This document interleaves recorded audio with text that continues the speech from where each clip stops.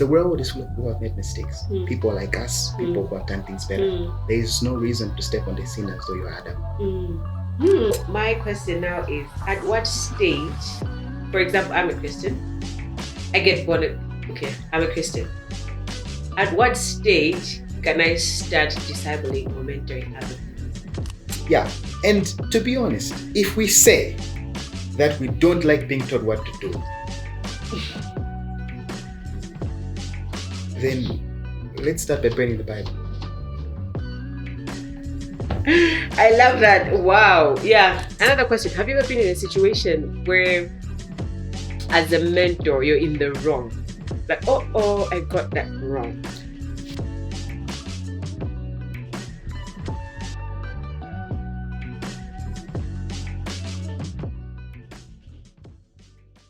Welcome back to another episode of Beautiful Fit. So today we have another interesting topic, and we will be discussing a lot about mentorship.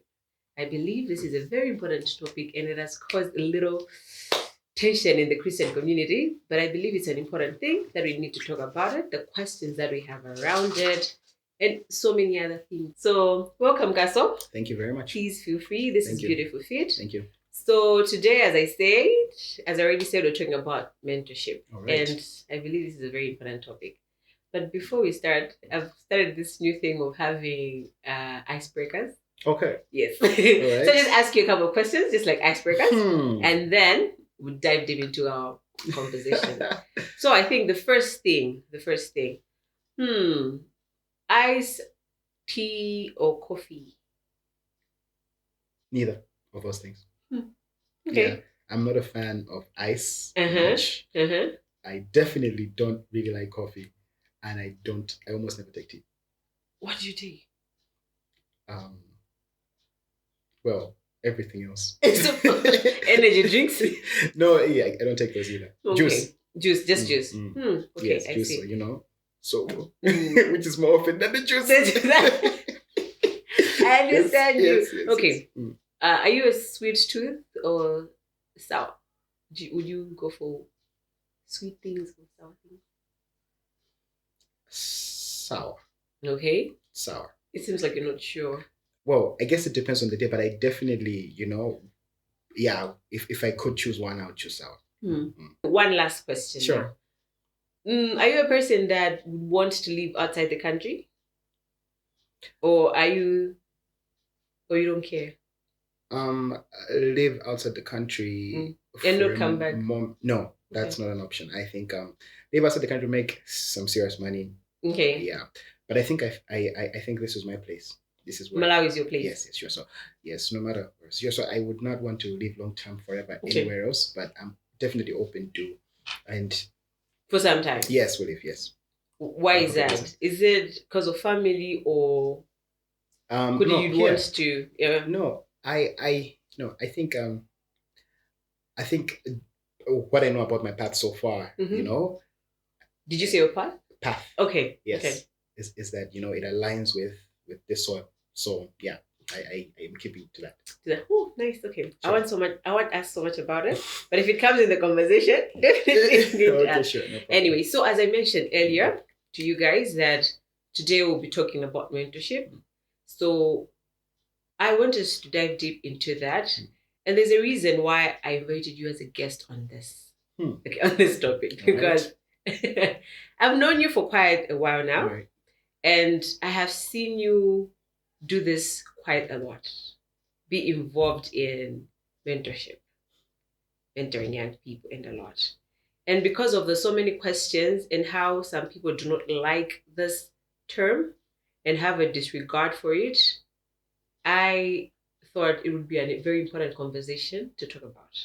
So it would debunk things, talk about so many misconceptions and everything around it. Sounds deep. It is.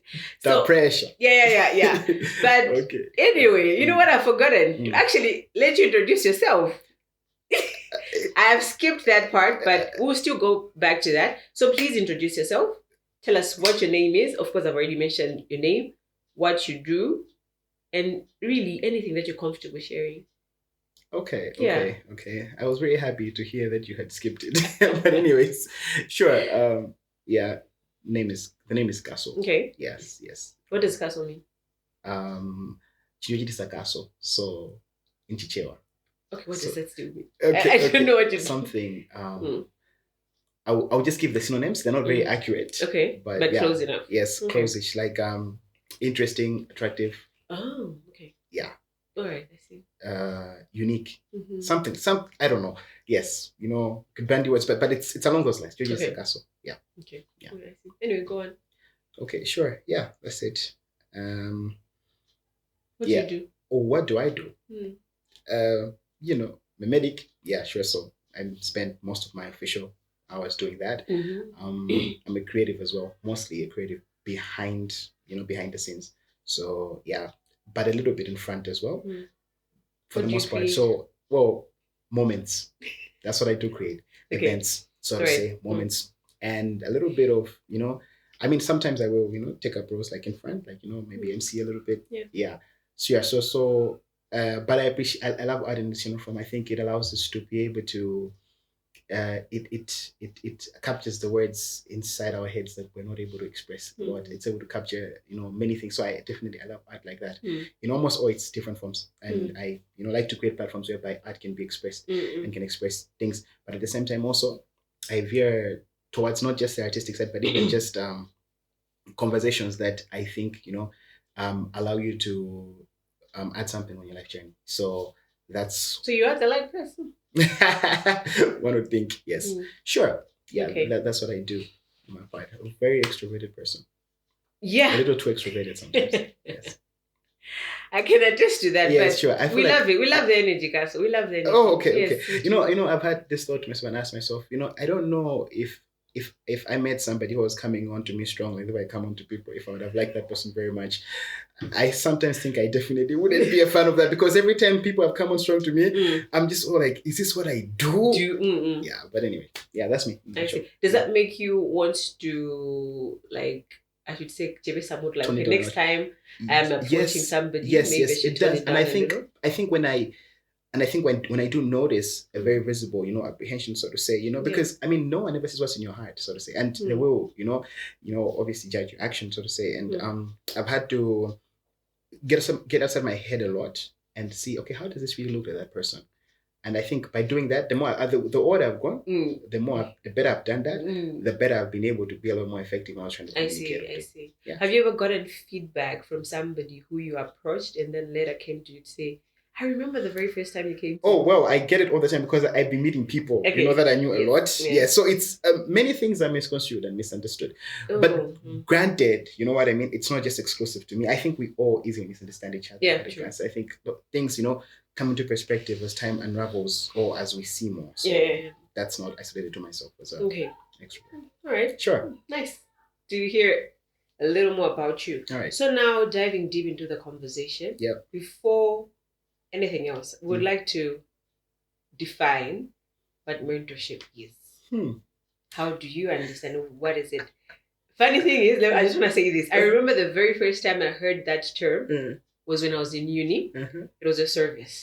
So a preacher came in and they were preaching. I came in while they started preaching. And I didn't understand. And the spelling that... You put an A. Yeah, I actually meant like mentor. That's what I wrote. So I wrote mentorship because I didn't know. I'm like, okay, what is this that we're talking about? Yeah. And what exactly? I had never heard of that word. Yeah. And now I think of, I'm like, I was like 16 and never heard anything like that. So yes. I'm pretty sure some people still don't know what this means. So I think it's only fair that we describe it first before. Now I'm asking myself the question, do I know what it means? But what I would say is, okay, yeah. Well, unlike you, I don't even think I remember when it was first spoken or anything like that. But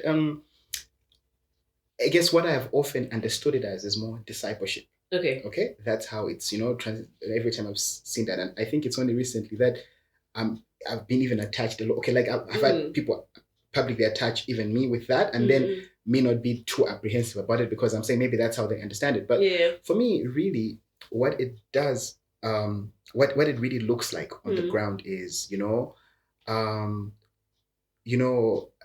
the journey in particular, especially if we're defining in the context of faith, so to say, that, as a journey as it is, right? There are others who have gone who have begun it earlier. They have gone further. All right. And basically it is leaning into their journey to go ahead and find pieces and things that you can add on to your journey.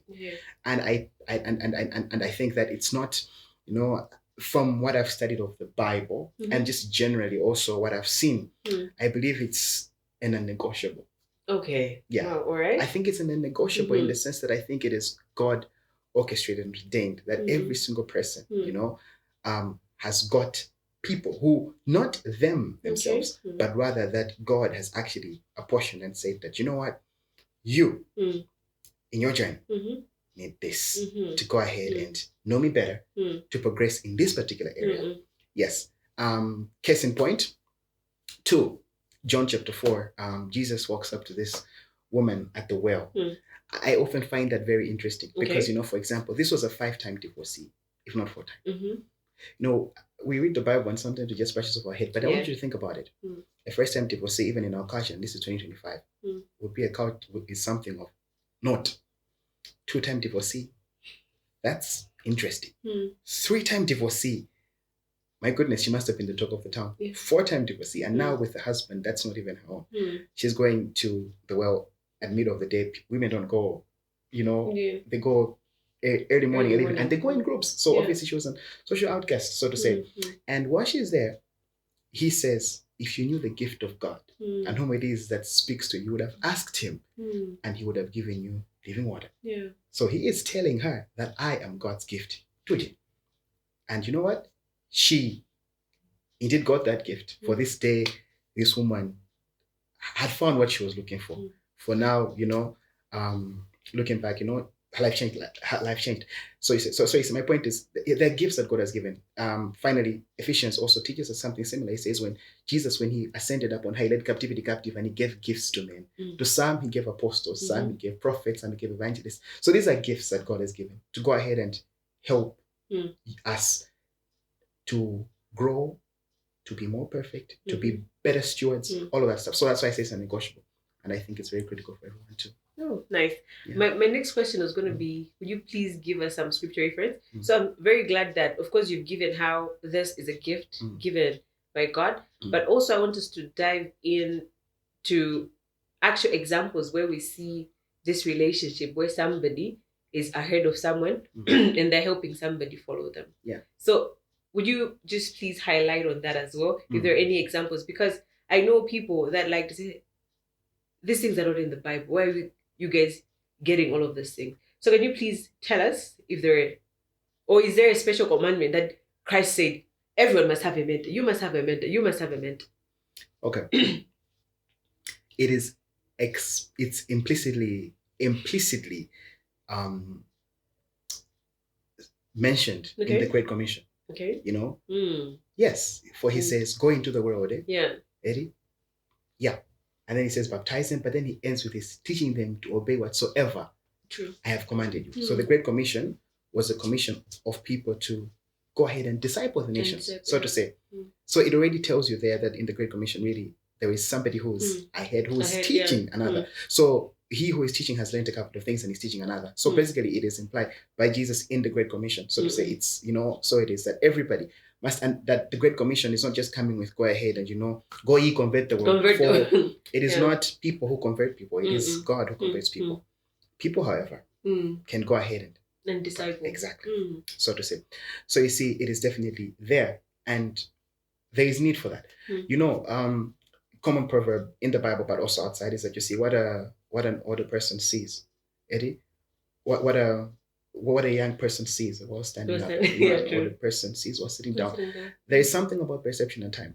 Many of us, as we're getting closer to the middle of life, we realize a lot of things in perspective, and suddenly, we love our parents just a little bit more, understand them a little bit more, many of the things in the life. Because truth of the matter is, there are just some things that with growth that can never be known by just that. And I'm sincerely a believer that experience is not perfect teacher for everything.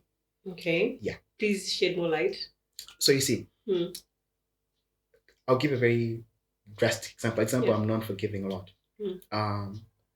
if I had to go ahead and go into the middle of the road, and to learn that, when cars hit you, you can die. Or, you know what I mean? You could lose a leg. I mean, I've learned the lesson, but I've also lost my life. I lost a leg. That was an experience I didn't have to learn that lesson. I hear you, yeah. The world is full of people who have made mistakes. People like us, people who have done things better. There is no reason to step on the scene as though you're Adam. So it is that we are supposed to. It is expected. The Bible goes ahead and says, these things were written for our examples, upon whom the ends of the world are fallen. So we should not, repeated in Romans, repeated in Corinthians, telling us about the importance of learning from other people, so to say. Actually, these things were written, showing you very much that even the Bible itself, the whole scope of it was such that people should go ahead and stand on the shoulders of others, to see the humanity in the Bible heroes, but at the same time also to see how divinity mixed with humanity did such great things. So, yeah, definitely. So experience is not a perfect teacher for everything. There are certain things that experiences, perhaps maybe the sole and best teacher. But when it comes to many other areas in life, there is no need for experience. So it is that, discipleship and all such goes ahead and removes all of that stuff, because we're all bearing scars of, things we should have done better, perceptions we that cost us a lot to understand and learn, hurt that we went through, that is ached within ourselves because of things we did to, or hurt we did to other people. We've carried that within ourselves. And I think, when we go ahead and we can, and somebody else receives that, then they can be able to actually, use that, and not have to go through what we went through to get the same thing. So it is. In the Bible, implied, the same thing is, I think one of the most obvious mentorship, quote unquote, discipleship, which is, I think, a more accurate word for me, is the Timothy and Paul scenario. And you see the consistency of it. You know what I mean? You see the consistency of it. The trust is giving Paul, the instructions, so to say, all of those things, And yeah, so, and well, that one is the most more like maybe like interpersonal, so to say, that we find in the Bible. But these things are maybe not explicitly everywhere, but they are definitely implicitly all over the Bible. Scripture. Everything. Sure. I mean, Jesus spending time with the 12 for 3 whole years, 3 whole years, teaching them things and all that stuff, and then eventually they're being released into the world. So basically, yeah, Christianity is anchored. Anyways. I see. Okay. Wow. Okay. Now that we were talking about, I think my other question was going to be, is discipleship and mentorship different things? But I think you've answered that. So my question now is, at what stage, for example, I'm a Christian, I get born, okay, I'm a Christian. At what stage can I start discipling or mentoring other people? Is there a place or a stage where I'm like, okay, now I can do this? Or anytime I'm a new babe in Christ, yay, go on and make disciples? All right. Here's how I'll answer that question. We have to be very careful with status and titles. Okay. All right. Especially in the Christian circle, people easily, power is addictive, so to say. And what more thing more powerful than God? And in the name of God, people have done a lot of damage, so to say. So, sure. So that's the thing, because sometimes, people in the name of, quote unquote, wanting to do the Great Commission, they've gone ahead and acclimatized me. So let me tell you my approach and my perception of that. Okay. So ultimately, right, I believe that there is the Heavenly Father. Yeah. And we are all brothers and sisters. Okay. All right. In the kingdom of God, that is. There can be father figures, so to say. The Bible is open to that and shows it, so to say. However, when it comes to this, because when I look at it from that brotherhood perspective, it makes it a lot less complicated in this sense. That at whatever stage I'm at, there's something I can be able to offer if I have gone a bit ahead. You know what I mean? Somebody who has really stepped out of this gate and nobody who has stepped out of this gate, even though it's only outside of this gate, this person still has something that person who's inside this compound doesn't. Yeah. You understand? Yeah. So it might not be too much. Okay. So what am I trying to say? I'll give you an example. When I first came to the faith, what I could really do is just invite people to services. And I did that. What I could do is, I remember, in my first year in college, what I was doing was I would run around with the alarm to wake up for morning devotion. Okay. That's what I used to do, you know? And I had a hard drive. And I put, you know, sermons. Yes, Okay. you know, music, and I shared that with people, you know, and I, you know, I was very serious about that, such that, you know, the era of that time, there were very few people who did not have access to that. That's what that looked like at that time. It looked more like just being a friend and being present, okay. you know, because the command says, go ahead and what? Teach nations. Whatsoever things have, all right? And really, you know, sometimes what teaching looks like is working with somebody. Sometimes what teaching looks like is actually telling them something. So basically, you know, you can you know, and I'm a big advocate of people don't need to wear Saul's armor to go ahead and defeat Goliath. You see? You know, because when we do, we will not be able to express the fullness of the uniqueness that God has apportioned upon us. Remember, every one of us is God's original idea. We are the first and the last of our kind. None before us, none after. Such that there is a styled way that Daddy can do things that no one in this world, no matter how anointed, no matter how great, no one can do things like that. So it is, right? So at whatever stage you are. So at that stage, that's what it looked like. All right? Then I remember, you know, once some of these people I would meet, I literally knew, or maybe some 2-3 verses or so to say. And that's what I would go ahead and share with people as I did then, you know. And then I got to know some pictures that really touched my heart. Is that Portia? I don't know who Portia is. Oh, please, Kaso, please. Who's that? I mean, I don't know. Maybe I need to Google him to know him. I feel like I don't know who that guy is. Please, I'm joking. You know, in many ways, I have so much, you know, so much gratitude to him. You know, he God changed my life. Yeah. He's changed. Same, man. Yeah, sure. I think he made me wake up to the seriousness of certain things, so to say. So when I did that, when I realized how much that helped me, so you know what I did? I assimilated those messages, personalized them, and I shared those ones. Shared them both as they were, but both also as from me. So that's what that looked like for a season of life. You know, that's what that looked like. Then I got to read the Bible for myself and to really know it. And then when I did, right, there were things I discovered. So I shared those things, you know. And now as I've gotten older, just a little bit older, I'm still a teenager, by the way. Yeah. Oh, yes, you are a teenager. Very much so. Yes. So now I got a little bit older. Then one thing I did is this, that you see, for me, right, honestly speaking, right,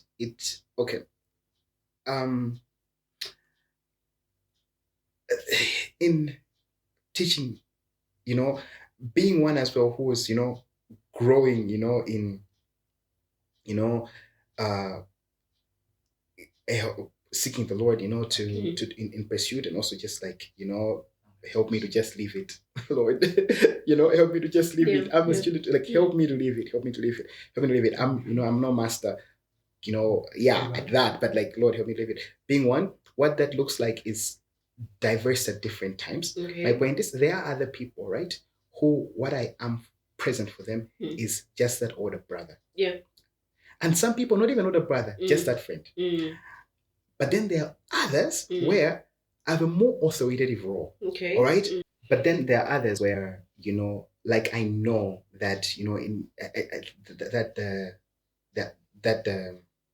the role I'm taking up is a lot more authoritative. So I really like that, you know, you touched that subject where you differentiated how there's a group of people who you're like, you have like a brotherly relationship, and then there's that part where some people have to be authoritative in some way. So, and I know this part where to most people, how for the people that I've heard that have a negative perception or disregard mentorship is because of that part. I don't want anyone telling me what to do. I mean, I have a relationship with God. If I can't, why not? Or they'll make fun and say things like, oh, they can't make their own decisions because they're waiting for somebody to let them know. Or why do you have to make a decision for somebody? And to some extent, it comes out as if the mentor is being manipulative. You get? So I really just want you to shed a little light on that part, to also maybe encourage other people that have some sort of a disregard or look at mentorship as, no, if there's anybody that's going to impose or tell me what to do, no, I'll figure life on my own. So just anything that you have to say on that. Okay. So like I said, right? That in many ways, initially when I said that, these are gifts that God gives. Yeah. So in many ways, it's actually things that God has placed in the lives of believers to help them out. But help is not forced over anyone's throat. Choice will always be respected by God, even more so to us. Yeah. Right? Sure. So basically, when we forgo input, we forgo the help that could have been made available to ourselves. When we forgo it, we are choosing whether to learn everything as though we're the first on the scene. True. Okay. Yeah. So then there are consequences. Yeah. Because in the end, then you learn everything as it goes. But though having learned, you didn't have to learn it at least that way. Ultimately, understand this, that whatever somebody may say into your life, ultimately the decision rests with you. Yeah. Okay. You are allowed the chance to triangulate and to try counsel. And truth has this sense where, to be honest with you, truth, it speaks for itself. You can deny it, you can not agree with it, you can fight it, but it's self-evident. Eventually it unravels itself, even if, to be true. And sometimes, even when you do deny it, you know within yourself that this is true. Now, to not allow yourself the chance to even be exposed to truth like that is to shoot yourself in the foot multiple times. Wow. Yeah. So it is. Yeah. I see. Okay. So you see, what I would say is that so for example, for me, right, even in times whereby there are complex matters that come to my head, I often tell people, you can test my counsel. You can test it by triangulating with somebody else. You can test it by going ahead to our Father. Like I said, we are brothers and sisters. You can go ahead and go to our Father and say, okay, is this really true? What should I go ahead and do? Right? Because I do not claim infallibility myself. Therefore, neither do I have that say over my counsel over people matters. And I think an area more so is an area which many people have not liked is the matters of relationships in particular. I don't know if that is always an issue. No, I guess it's maybe an area where, for the most part, it's where on the heart of many people in such a stage of life and people. But you see, for me personally, I think there are very few areas in this life that need a lot more help than matters of relationships. True. You go into a group of people and almost everyone's coming from a broken home. And when I say broken home, I mean to say it's a home which, for the most part, if they could do things, they would do things just a little bit differently. But you see, we are the future and present homemakers. What we're doing is creating a home for somebody else. So if we are serious about doing a little bit better than they who've been our parents, then we need all the help that we can get over this matter. Yeah. You see, and the sooner we start, the better. All right. So over this, for the most part, right? Yeah. And to be honest, if we say that we don't like being told what to do, then let's start by burning the Bible. I love that. Wow. Yeah. Yeah, because my point is, I hear you. All right. Yes. That is true. Let's burn it. Let's burn it. Yes. It's right? Yeah, it starts from there. But I think what we need to also understand is, even for the many things, I mean, just like the next person, I also, struck with certain things that I'm just like, God, if you could have just veered this just a little bit on the left, a little bit on the right, right? But I keep learning over and over again that, you know what? God loves us best. Yeah. And the hardest parts and toughest parts have come from a place of that, His love, so to say. Like, yes, and His love is perfect love. And we are imperfect people, so there cannot be even so a perfect, person who could carry that role like absolutely perfectly. But even from that place, all right, there is a God on the sidelines, fixing the things that the mentor or quote unquote, the one who's like the forerunner, Eddie, has missed. Because you see, if there is one who doesn't want us, who wants us to do things right, it is God. It is. More than us, because He is the only one who loves us more than we love ourselves, and wishes us well more than we wish ourselves. True. So then you see, but that comes also with being instructed, being taught, because you see, whereas a person might only have gone a bit further in the journey, but God has stepped into our future, He already knows. Exactly. So when we step into, those new chapters in life, we are the only ones surprised and shocked. He never was.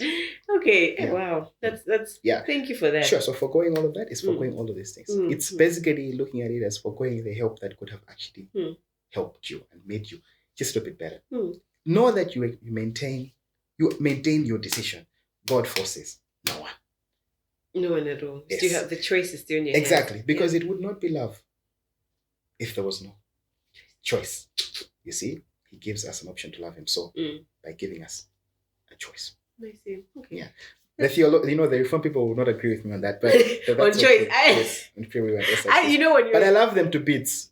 I do too. Because I'm also sometimes one in terms of thought, because I do agree with certain things, I believe I that hear you. the I hear when you're every time I hear somebody talk about choice and free will, the people that come to my mind, Reform. I'm like, if I can actually picture them where I'm like, they disagree with what you're saying, right? But I really love Reform. I love them, how they were very strict to the word. But anyway, story of another day. So now, is there any point in your life? I just want to get a little person and maybe with you to tell us a little bit about your journey with mentors. So this time, I know you've given us a bit of you being the mentor and mentoring other people. But now, has there been people in your life, and how has that shaped your faith? All right. So yes, they have. Yes, they have. And yes, they have. I will say it like this. Like I said, there are some times whereby, you're allowed a chance for more personal, interaction. So let me start with that. Because I think my journey in the faith was very much started by, something of the sort. He was a second year student. I was a pregnant at the time. He was in second year, he's a medical doctor now. We have since not really been as much in touch, but for that early stage, he was a godsend, and he brought the needed shift. You know what they say? I often tell people that, how do you know? People can ask me that question. Maybe it's a question for later as well. But if I could give an example, I often give this: the road to Emau.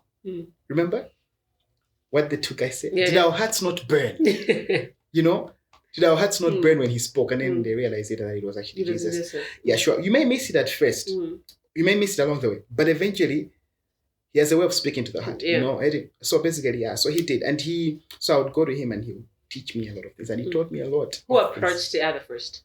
Was it you or him? He approached me. Okay. He was discussing some things. Okay. Then after he was discussing those things, I realized that, you know what, I'm standing on holy ground here. In the sense that, like, Kuti Uyuyu has got things that, things I don't know, has things that I asked him, you know what, I want you to be teaching me things. And he did. And for me, he took it very personally. He wasn't just teaching me things, he eventually took me into his life and, embraced me as basically like a little brother, this was, I think, an era whereby, for me, even like the word mentorship and all that was not even what I knew. Yeah. So it wasn't even like, it was like, I called him mostly like a father figure to me, so to say, because it was, to a larger degree. He taught me a lot, And by his counsel, I was able to, for the first time, actually grow. Because there are many people who have got aspirations of, getting on the narrow, it often ends at just aspiration. Yeah. Sometimes there's need for a bit of counsel of how to better do things. And honestly, changed everything, And then, I came into my own. He was more on the Pentecostal side. Remember when I when I was exposed to Porsche for the first time, he was like, not that guy. Because, the Porsche is a lot more firm, a lot more aggressive and all that stuff. Interestingly, that's the path I would take, So what am I trying to say? There comes a time, right? It's basically even like in human life. You know what happens? We're born and then we get into this teenage phase, then we get into the 20s, And then this is almost the times how much your identity will eventually be. This 20 to 30 era. Of course, that way it comes later, coming into your own, after you've come into the faith, right? And that's, I think, came in a bit later. And at that point, you should be allowed a bit of wings, but allowed a bit of wings in the context of safety of the word of God. I'm not talking about wings and then, spreading the out of the kingdom. All right, sure. So that was the first guy. But then secondly, it should be when I was in second year. It would have to be, I can never really, I've forced people to call me by my name even when they didn't, right? But I struggle to call him by his name. By his name? Yes, but that's Sakami. I can't You say his first name. It's so hard. I can't. I mean, I used to at first, but then I realized, like, no. this is not somebody who's my equal, so I can't call him by his struggle. I can't do it. But he made me a soldier. Okay. Yeah. Whereas the first one helped me in the kingdom, but rather God made me a soldier through him. I learned so much. And it's interesting that we only spent 1 year closely, so to say, right? Okay. It was mostly that 1 year. Of course, over the years, even in terms of counsel, there are times that, like it's not like he's absent. Yeah. I know that you know what I mean, and I do occasionally go ahead and ask.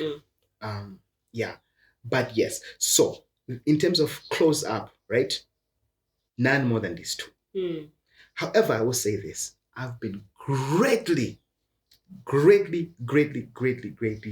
discipled, still being discipled by people I've never met as well. Okay, how does that work? Okay, so like I said, right, gifts that God gives. Yeah. All right. So these obviously may not have that direct answer kind of thing, but you ask a question and they can answer, but then they can be able to actually still teach you very cool things in life. Porsche being one of them. I am very much the man I am. These people must search who Porsche is. Please listen to one sermon. I did, and because like I said, you know what I mean? I met him and my heart had burned. Yeah. I can go back to the day and go back to the second I first heard him. And more so, you know what I mean? And then even much later in life, it would have to be other contemporaries like Leonard Ravenhill, David Wilkerson. But then more recently, over COVID time, it would have to be David Paulson. No, I don't know that. Yeah. So David Paulson, he's a unconventional reformed preacher. Okay. Unconventional. I'm talking, tongues and all that stuff or things that what I mean. Like not a sensationalist, not any of that stuff. Yeah, it was my friend Pleasant who introduced me to the guy, and like you love him so much because of the fact that he's preached the whole Bible and has got what I mean, like he's that holistic things I love, rich and depth like that. Sure. So, and then even more so, I think in the Pentecostal setting for me would have to be Apostle Joshua Salmon as well. Yep.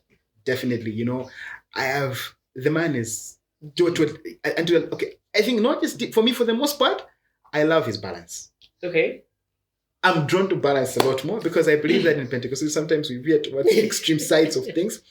Yeah, but I love, you know what I mean? Like yeah, sure. Like you can find certain topics where he's on this thing, but then you'll find his things on the other side of those things too. So definitely Apostle Joshua Salmon for me personally has, like I you know what I mean? He's one of played a very critical role in some of the things that I've learned. Yeah. And closer to the country, also I would have to go ahead and say Apostle Joseph Ziwa. For the most part, Ash, in terms of pursuit, presence, there is much that I have caught and learned. Okay. All right. Yeah. So personally, right? Those, if I could name. Kaso, hearing you say that, I appreciate the range of people that you've mentioned. So at the same time, I'm already thinking somebody feeling justified to say, oh, then I don't have somebody personal, in person, yes. And thinking that because they listen to people online, then that's enough mentorship for them. You get? Somebody's very far, they listen to Apostle Joshua Selman, they listened to, what do you have to say on that? Do you think somebody who I just sit down and listen to sermons, that's enough? Or there is greater need for somebody who actually knows me and they can speak to my life? I think anyone virtual can only go so far. Okay. Right? Because it's, as they teach over certain matters, there will be personal things that need personalized, customized counsel. Or even when somebody's speaking on a matter, they give a more like a general overlook, so to say. Yeah. And no one, okay, like when I look in the mirror, right? Even I don't see myself fully. Okay. Right? Yeah. That's physically. Even in terms of perception and character and whatever. Like as much as, there are certain times whereby you do need somebody who can see you and be able to actually also comment and say, you know what, for this particular thing, I think at this point, you know what I mean? Yes, this is ideal for you to do. There will be things of that type, but even more so is for the cover of certain great benefits, such as prayer, for example. Yeah. I mean, It would be, a far cry for me to say, but what she prays for me, or or Apostle Joshua You Soman prays prays for for you. me in particular, specifically. Yeah. I mean, you understand? I mean, well, generically, yes. He prays for the body of But Christ. exactly, But, specifically for me. There'll be so those are the things I'm foregoing. If all I'm doing is just sit down, and saying that, you know what? I can do it, all these virtual things. Like I said, the issue is when you forego help that could have been readily available for yourself. And if you have lived just a little bit longer, you realize we need all the help we can get. We do. You see? So there is a need for all of those things. There is need for also, somebody who like there is a sense whereby there's a need for that closer, certain things that are not just that are going to be that are so customized to yourself. You forego that when you go ahead and just allow yourself virtually. And also remember that for the most part, what was virtual in the early Christian faith would have to be maybe the epistles at best. They did not have all that we had, so to say, right? They did not have any what we have the advantage of technology, but for one to go ahead and just say, you know what, Eddie, neglecting the need of the local church and the local, somebody to go ahead and really disciple them in the context of a local church, then they would have been very much far from the ideal. Yeah, okay. So how does one identify a mentor? Okay. Yeah. Because I know there are people who are there like, okay, I've always wanted one, but I don't know how I can have one. So how can I identify one? Okay. Let me put it like this. You know what? When it comes to the core thing, which is like the salvation matter, on that matter, one thing is for sure, Edith, the people will most often speak your things. Customized to you. Speak things that, you know what I mean? You're like, okay, have you read my diary? Or rather, things that speak that. Because the Spirit of the living God, he convicts to the what? To the heart. Yeah? But it may not be maybe at first glance. It might even be something that's more retrospective that you sit down, you go ahead and say, you know what? After I said with myself, this is it. Because that's, it might be, but it will be. Because like I said, it is God who's behind the lines who orchestrates matters pertaining to our salvation. So he works overtime to make sure that, you know what I mean, we get the things that we need on this journey. On those matters, for sure, he does. Okay? He does. And he does. If you do not see it, ask him. There are certain things that we don't need to ask us, we need to ask ourselves if God answers or not. Because he always does. He does. Matters related to, it's without reasonable doubt that God wants me not to be sinning and things like that, isn't it? So if I need help over those matters and I go ahead and ask ways around it, these are he will, and sometimes maybe the problem is we don't stay long enough in those things. So it's like more like an emotion, like it's not something that we're very interested to actually find out, but rather we just think about it for a moment and then it's something that we move on to the next thing. But when you truly stay, it does. Okay, and you do.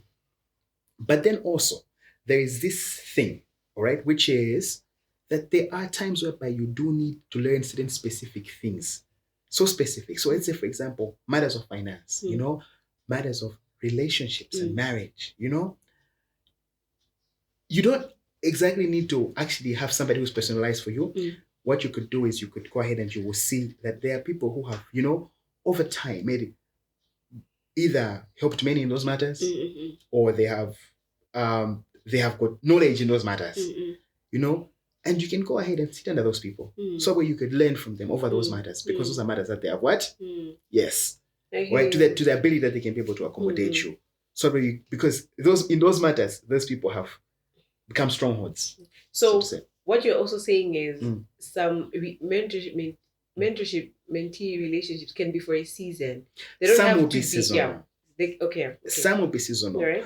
But they are. But there are certain things, like I've said, where, like for me, I'd say Sakami, for example. You understand? Whereby there is that generic thing that, you know what I mean, this is God given, this is long term, we're doing life, yes, in that sense. Like if I can always give him a call at any point of my life. Exactly. Those things, like in that sense, that I know that, you know what I mean, when push comes to shove and I know that I need counsel over these particular matters, over all matters in a society, so to say, I can go ahead and do that.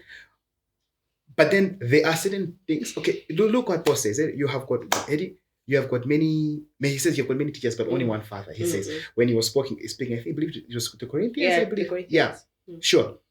Could he instructions over life? It can come, and it can be and it can be as to they who are actually maybe in immediate circle, but more so maybe they have mastered that particular thing, and you should know that you can, learn from that over those particular matters. But then father figures and all such, they are not many. You know what? Actually, with that, interesting. I was gonna ask something about spiritual father, but I think I should keep that for next time because I feel like it's another big topic that a lot of people do not like. Like, what do you mean spiritual father? Only God is the spiritual father, and and it has caused a lot of complex matters. But for now, I will not touch that subject. But thank you for touching it. Thank you for for just a little bit. So now the other question is still on the mentorship relationships. I've seen people where I go to Kaso, I know your stand on certain matters. Okay, I'm quite sure that if I go to Kaso, he's gonna say, because he knows me, maybe I've been struggling in this area. What example should I give? Maybe I've been struggling in this area. These things are not working. Okay, so I already know his point. I'll go to somebody older who I know Kaso looks up to and ask, but because they don't know me, I'll just mention bits like, okay, well, I'm a second year student. I have this girl that I want to date, and all of these things. And then I get approval from them. Now, and it's what? But this person said, yes, I can. Let me just give an example of you and me. Yes. For example, somebody comes to me. As it has happened before. It happens all the time. Okay, it happens all the time. And I think that's something that needs to talk about because I believe that my thinking on that is, as you said, of course, choices are in our hands. We can control our choices. But at the end of the time, it's like all you're trying to do is just get a paper and a rubber stamp that I got cancelled. But is that really cancelled because another person who really doesn't know you, but you just want that thought and you give them a painted picture of how perfect everything is, that they should just give you an input and you understand what I mean, yes? I completely do. So when I look at that and I'm like, does this really come out of Kaso is faulted, he doesn't know so much about this, or really is, I really want this thing. Okay. As they say, in that sense, what I've learned is that sometimes, you know what I mean, if you really want authentic, because there are times whereby we have itching ears. As people have itching ears, you know what I mean? People can have itching ears, whereby they actually looking to hear something from certain person. That way they can go ahead and they just say, stamp, but you know what? What you want to do was a jaguar. Yeah. But if you truly want the best counsel and you really want the matter, what would be different would the thing is, if you truly if you truly want counsel, and maybe you even want to go ahead and maybe you're not so sure about the counsel you've received from somebody, is you should have at the bare minimum gotten both, and not gone ahead to only get from the one side from somebody who you completely, as you have said, doesn't know you, or doesn't know you. All right. If you felt inadequate what you had received from this person, if you felt that, you know what I mean, maybe there's some sense of all of that, maybe they haven't, maybe there are certain things that are missing, whatever. It would have been much more prudent for you to go ahead and, if you're seeking other counsel, after having sat down on both of those things, contextualizing all those things, but more importantly also, like I've said, there is a God working on the sidelines. Who wants us to get things right. And if there be confusion, he's not the author of it. And that, okay, Lord, I'm at a crossroads. I don't know. If you truly wanted counsel, show me and help me. I believe in that interpersonal relationship that God has with his children, such that I know that over matters that are critical, not just matters, but over matters where there is need for, steering things maybe this way or that way, he shows you. That's true. He helps you. And one thing that I've also learned is before you seek counsel from somebody, pray that God, I'm going to Kaso over this matter. May you help them that even when they speak to me, whatever thing that I know I look up to them. I know that they're in this area, they're well versed, if I may put it in that way, in quotes, like all of that thing. But before even you go ahead to actually sit down, that makes you realize that I want the counsel of God and not putting them as the bar to say, you know what, they're my standard and whatever they say. So when you have that perspective, when you go with that, I believe that you're able to see in those lenses like, okay, this is what God is saying. So anyway, thank you for that. Yes. Another question: have you ever been in a situation where, as a mentor, you're in the wrong? Like, oh, I got that wrong. That what I offered there wasn't. Yeah. No, right. I think I have. Okay. More And so, when you answer that, Mm. also tell me how you handled it. Yeah. Okay. I think more so, like I said, I think the example that I gave you. Yeah. There was a time whereby, there were some people who were interested into my care. And at that time, I think I was, obviously I wish them well, but then I think I hadn't come to understand the place of soul identity. Okay. Yeah. Please. Like light. in the sense that they were to also find their own identity in God, and it might not have to look like everything that I am. Okay, I You hear. understand, right? So I think I imposed myself. You know what I mean? It's like I was making miniature versions of myself. But there's really only one me. And that's okay. Yeah. Because there's only one them as well. And then but then I think one sad thing about that group of people, which they did, is that you can imagine after the whole time I'd been with them, every time when I thought that they were maybe missing things, I always told them. Yeah, but when they saw that I was being like that, these guys were ready to up and leave. No way. I'm serious. What did they do? No. They technically, psychologically, spiritually, had left. Because you know what? Yeah, sure. We're gonna let that guy Babylon continue with life. We're gonna go with I want to. Did they like officially say to you that No, but they did not say it, but they. But they did. Yeah, right, so to say. Then I sat down and I said, "Okay, Lord, yeah, I was a little bit hurt by that withdrawal, but then I went back and I remembered, okay, firstly, I'm older, and more is expected from me than them. And then the next question was, do I still have a role to play? Right? Because if I don't, that's also fair, because some things can be seasonal. But then I went back, you know what I mean, and I reworked things.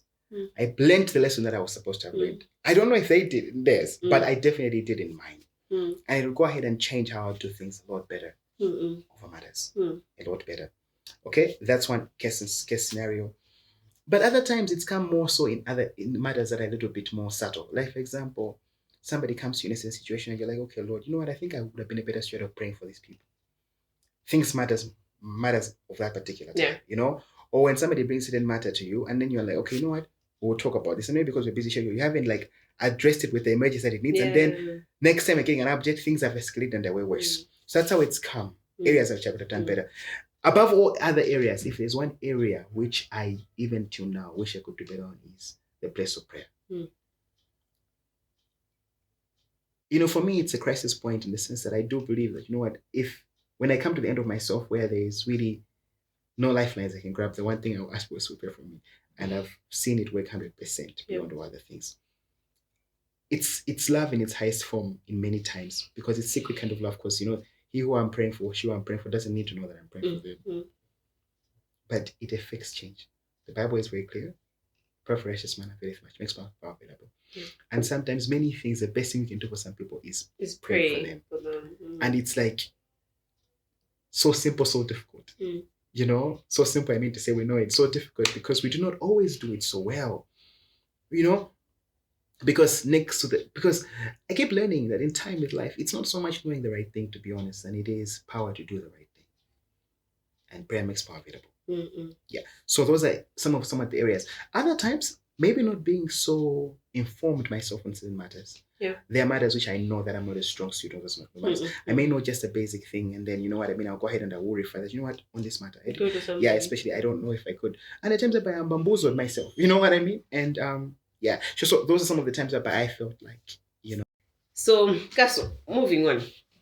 Now, how do you handle situations where you feel like the person you're trying to help isn't engaged, or they do the total opposite of what you had taught them or at least suggested to them?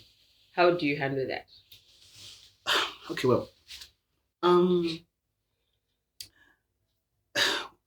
well, for one, even when I look at, my interpersonal bonds with the people who have gone ahead of me, there are times whereby I wasn't engaged myself personally, right?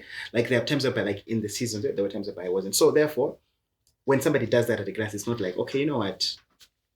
Yeah, that's not going to be my first impulse. I will, try again. Okay. And then I try again. Okay? A couple of times. But it may not always be as intense. Eventually, I'll just leave an open door. But you know what? It's not like if you ever feel like you need us over these matters, I'm available. You know what I mean? I'm not closing shop. I'm closing the door on you. Right? People doing the complete opposite. I mean, it happens. You know what I mean? Yeah, it happens. It happens, so to say. A lot even. But when such things happen, I will, like, the biggest thing for me is to understand that the place of some of the other things I've said, like, where we pray for somebody, we've got to, help them, over that particular matter, Eddie, to help them to actually realize a little bit better, the better way. Yeah. But then even next to that is also, there may be times if it's very drastic, I may use measures of trying to get the point across through another person. Okay. That's not myself. All right. Maybe, I mean, I'm very exclusive about the people things that people share with me. Like, I'm not going to cross share between people unless maybe I know that somebody really knows. Yeah, or maybe I selected special instances, but maybe to go ahead and maybe triangulate through maybe a friend or something. What I'm trying to say is that, like because things are much more easier to be palatable when they come from a place of love. Yeah. Especially if they're hard and they're complex. Right? So sometimes when it's from certain people, it rings louder, depending upon how severe the matter is. So those are some of the things I may employ. But for the most part, I think, I mean, you cannot, there's some things you understand that you just can't force. And you have to understand that, ultimately people will decide what they want to decide, and they will do what they want to do. I mean, we do. So yes, there is that. But more importantly, I have also learned not to entrust myself to people. What do I mean when I say that? The Bible tells us in the book of John that Jesus, although he had done many miracles in the name and many believed upon him, the Bible tells Jesus did not entrust himself to people. Humanity is frail. You have to love people because of the love that God has shown you, not because they're lovable. Because they will give you many reasons not to love them. And you will eventually not love them indeed. That's true. Funny thing is, that's something someone was learning at church today. Yeah. Like, we must love other people because of the love God has loved us, because he has not he has loved us completely. He has loved us through our messes, loved us through things that, we would never would want anyone, who would be so embarrassed, for them to make public matters, but he has loved us through those matters anyway. He has loved us so strongly and persistently. That gives us all the reason to go ahead and also share that, with another person. But to look for motivation within other people, to go ahead and do so because they adore, because they're always obedient. Yes, granted, those things help and will help you input more into somebody. But to use that as a baseline for input completely, then but love rings loud, rings loud, such that, you realize that eventually,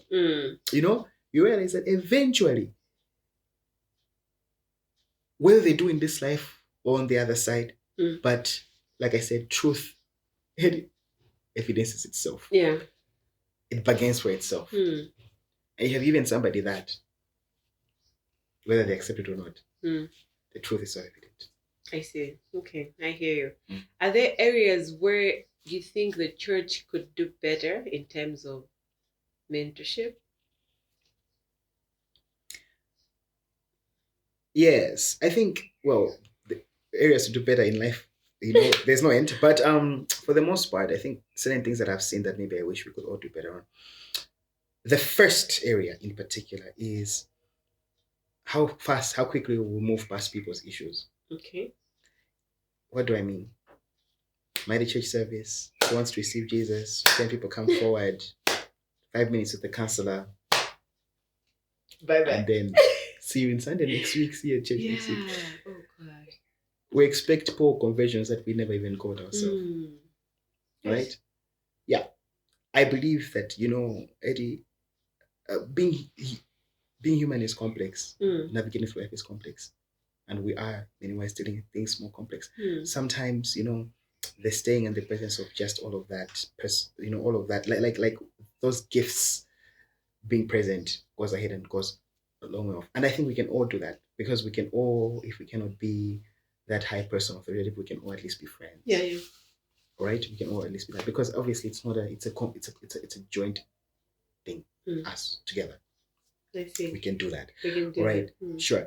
That's one area. And also, yeah, where we like people are, no matter how fast growing, whatever you could be, but people are singular and should be loved independently. Nice. Should be loved independently, not in the I've got a crowd of 20 people that follow me, and we delight in all those things. We need to remember we're being called to be faithful before we're being called to be successful or numberful. Faithful before we're successful or numberful. In this sense, primarily, when he comes and says, you says, well done, good and faithful, not well done, good and successful. Because sometimes faithfulness will not be success. It wasn't for Jeremiah in his time. Yeah. True. He was not accepted in his time. But he's not, you know what I mean? He's faithful in what he did. Now, even, almost you don't even have to be a believer, but you know that before I formed you, before I knew you, before I formed you in the mother's womb, like paraphrasing. I knew you, yeah. My point is that, yeah, sure. So, faithfulness. So faithfulness really looks like, you've got one egg and, taking care of that with your whole heart. Yes. Yeah. It's amazing what God can do with faithfulness. I mean, it's amazing what God can do with faithfulness, truly. The faithfulness of David, highway to him eventually being king of Israel, the faithfulness of Joseph and Mary being entrusted with the greatest treasure in the world, Jesus. And let me just go ahead and say this one thing that I always say. I'm amazed how God takes your ship seriously. That you would entrust Jesus to a dating couple. It scares me. Never thought about it that way. God takes your ships that seriously, such that he would entrust Jesus to that a relationship. He took what they were doing seriously. Yeah. Sure. Digressed. No, but thank you. That's very important. And lastly, there's one thing that I've actually seen that people do, maybe myself as well, but what I'm a little bit careful with, where people come, they've entrusted the stories with you, for example. The next thing they hear it is on the pulpit. You get? And I see sometimes the preachers, they want to say it out of malice. But if you know this is your story, and I know that's the other problem that people actually have to say, you know what, I don't believe in this mentorship thing. Because one thing I tell you your story, the next thing is that, but then it's we see a lot of that happening. I have a huge problem with that. And myself, I tried, I know how sometimes you get caught off, like you're on the pulpit or you're trying to address something and to tell people that these things are common, guys. There's somebody, I try to catch myself and do not do that. And it's very, very common. Why do we do that? And do you have something to say on that? No, but okay.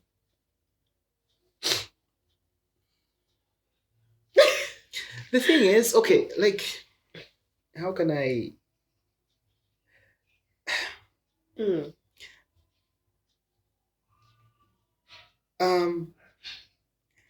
well, for the most part, right?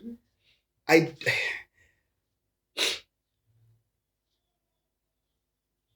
do think that it's granted, right? When you speak about matters, you know what I mean? It's very difficult as a person because we always want to bring it to a place whereby some people can relate with it. So that's very close and almost always close to the edit, always close to what you can say about a matter. It's like that. It's just very close. And I know that to somebody on the outside hearing, it definitely feels like a betrayal of trust, so to say. Yeah. But I would say a higher level of betrayal of trust is definitely making a private matter a public matter or being shared with somebody else. Implicitly given, to be honest, that can I can never guarantee that there's, that somebody will, that's an inevitable thing, that's something that cannot happen at all with certain people. Personally, I try hard not to do that, but the thing is, right? The thing is, I'm sure that at times that comes out as well. It's definitely going to be a big deal when everybody knows who you're talking about in that thing, like whereby it's like, you know what I mean? As you're mentioning it, you're basically, even if you haven't told them the name, you have definitely told them who it is. But Kaso, even sometimes when the name hasn't been mentioned, imagine you're saying this story. Now people are listening and everybody's laughing. You know how it's like, you get what I mean? And you're in the crowd, it makes you feel like, oh, I was very stupid. How could I? You get what I mean? And how that some Christians will put it. Sure, It makes you like, I understand. Oh my goodness. Yeah, we are people. We feel a lot, and feeling is, feeling emotions are a very critical thing in how we function. But like there's just no way I can say that, you know what I mean? That's, I do personally I give a lot of personal examples, like of myself, of myself, so to say. I give a lot more personal examples of myself, but I cannot go ahead and say that without no reason. I don't go ahead and do so. Do you think there's a way that could be done better, maybe? Because I know there's some examples where you want people to learn, but I don't know if there's a way that you can actually... I guess absolutely the best way, you know what I mean? The best way is, let's use the Bible examples. I mean, they won't complain. Or catch feelings. We shouldn't use people's examples. Ideally. But you know what? But you know what? Like, okay. I mean, maybe what maybe sometimes makes it emotional, maybe not very emotional, hurtful, is how when that thing is said, right? It's often said, not as much dimension as it was. You understand? So I maybe say, you know what, this person came to me this matter. I cannot be able to fully, even if I'm saying it as an example, the full gravity of all the things that were involved in that thing. You understand? Yeah. So obviously, when as people are laughing, they can't even maybe relate to it. It's like a one-sided, you know what I mean? Like the story, not as it happened. So obviously, it'll be somewhat flawed and not very accurate. So that can be, difficult. I cannot, I think it's a tough call to go ahead and say that this is not something that can't be done, because for the most part, it is going to be reflexive even as it's happening. All right. But we could do better knowing that that person also matters. Okay. So it's not like we should, lose one to gain 100. The Lord would have us so. Okay. So for the people like that, we could maybe do better so that we don't unnecessarily offend. Right. But also, let's not be unnecessarily offended. Actually, that's scripture. Okay, scripture tells us not to be easily offended. Okay, let's not be unnecessarily offended. Okay, the narrow path is very narrow and complex. We don't need to add more burdens unnecessarily. My point is, there's a balance for both parties, isn't it? And also understand that, you know what, like imperfect people will do things imperfectly. Yeah. And even the people who we should not go ahead and in that place, there is only one who has done things all things perfectly. That is the Lord Himself. And yes, He's helping us to be better, to be more perfect, to go ahead and do things better. That's not, like we are. He's helping us in that regard. But we should not then go ahead and like, for example, let's say they heard that Daddy calls me and then we impose it on Jesus. You know what I mean? Yeah. Like, rather the unnecessary hurt, because it's not that even as a mentor you can't hurt, other people. But my point is actually when it's unnecessary. You know what I mean? Maybe being taught certain things in a certain kind of way that maybe wasn't the best way. All of that stuff. I think, so it's like a dual. Okay, thank you so much. As we're coming to a close, is there anything that you think we haven't talked about, or I did not ask you, that you think is very necessary to be shared? So this is the time. Okay. Or your last words. Male-female mentorships. Oh, okay. Oh, how did I miss that? Yeah. Personally, I believe that boy-girl friendships and bonds are complex. Okay. Generally. Right? Generally, mostly are. Yeah. Especially because ideally, all right? I believe the most ideal, in an ideal setting, right? Let older ladies teach younger ladies. Unfortunately, ladies are not exactly submissive to each other easily. So that makes it very complicated. But it goes ahead and serves a whole lot of damage, a lot of issues. Because, you see,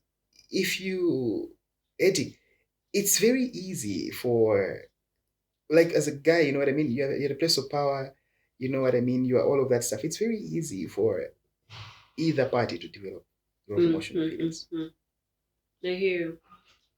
And from that place, Eddie, maybe not even it be done with a lot of wisdom. Yeah. It's very easy for things like that, crazy things like that to go on. Right? It's very, very, very So it's easy. better just to.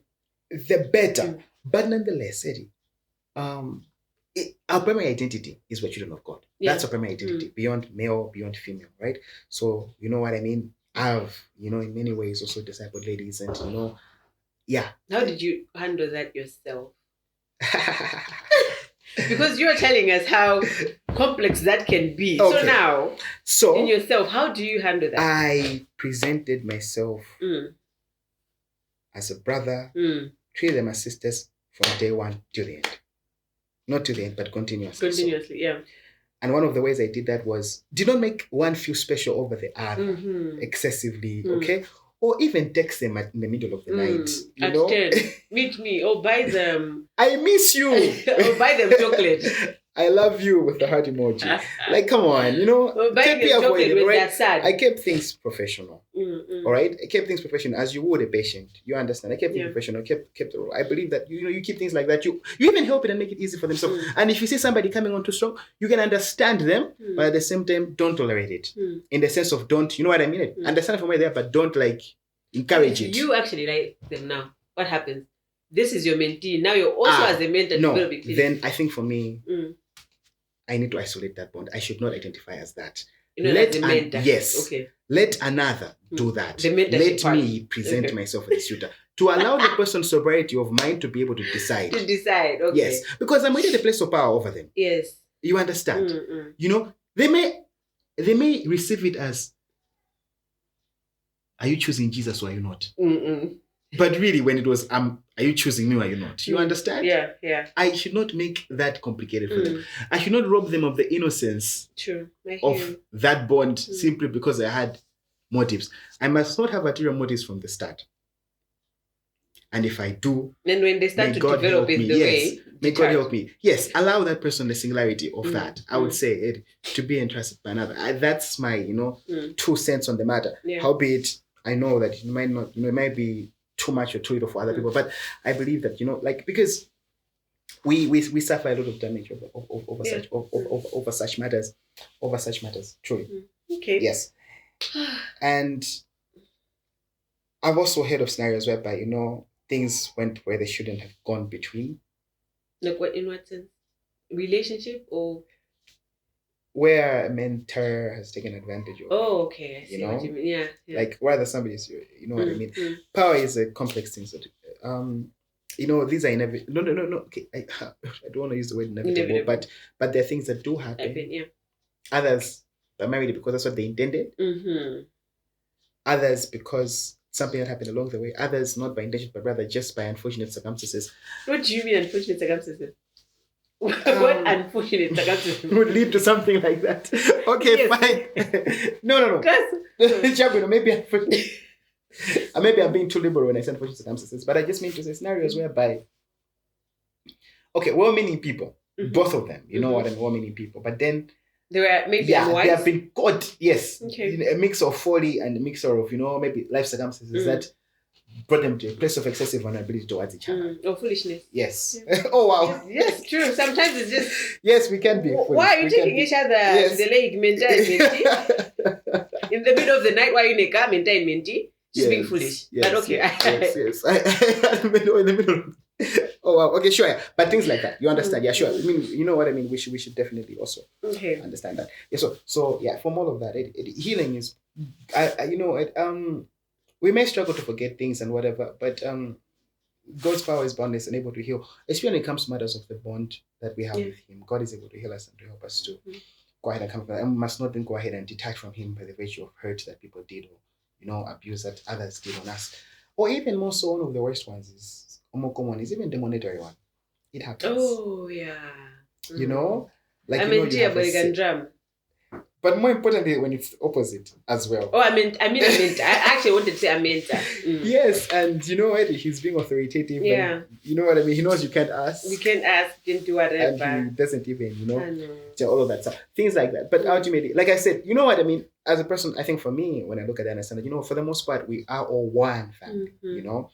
And though I may be in that season on this side of life, be quote unquote a father figure, you know, or sort, but there is the father to whom I answer to at the end of it all. Okay. So I should go ahead and do so. Yeah. But finally, I would say that, you know what I mean? These are very, you know, matters which different people have maybe not say, we may not completely agree on approaches over these matters, but we could all do better in refining how to better do these matters, understanding that ultimately at the end of the day, there is one we all answer to. And for the sake of that, then we could all grow better in understanding, refining, and capturing his heart over this matter. I see. Thank you so much. This was very insightful and I believe very helpful. Thank you. Good enough for having me. You're welcome, Kaso. So thank you guys for listening. Thank you for watching. This is the end of today's episode. Do not forget to like, share, and subscribe. Bye.